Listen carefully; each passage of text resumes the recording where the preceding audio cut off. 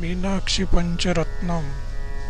उद्यद्भानुसहस्रकोटिसदृशां केयूरहारोज्ज्वलां बिम्बोष्टिं स्मितदन्तपङ्कजरुचिरां पीताम्बरालङ्कृतां विष्णुब्रह्मसुरेन्द्रसेवितपदां तत्त्वस्वरूपां शिवां मीनाक्षीं प्रणतोऽस्मि सन्ततमहं कारुण्यवारानिधिम् मुक्ताहारलसत्किरीटरुचिरां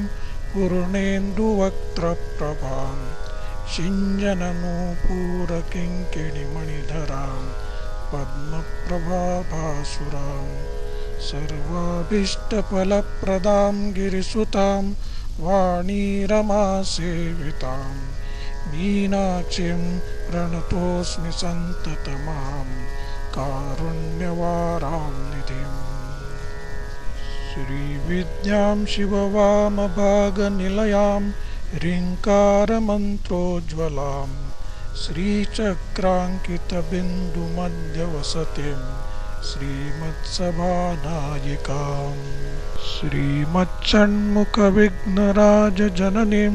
श्रीमज्जगन्मोहिनीं मीनाक्षीं प्रणतोऽस्मि सन्ततमहं कारुण्यवारां निधिम् श्रीमत्सुन्दरनायिकां भयहरां ज्ञानप्रदां निर्मलां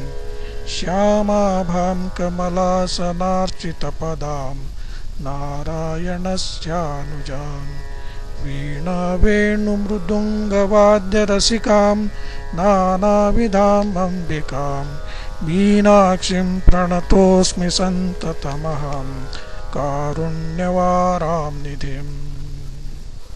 नानायोगिमुनीन्द्रहृत्सुवसतिं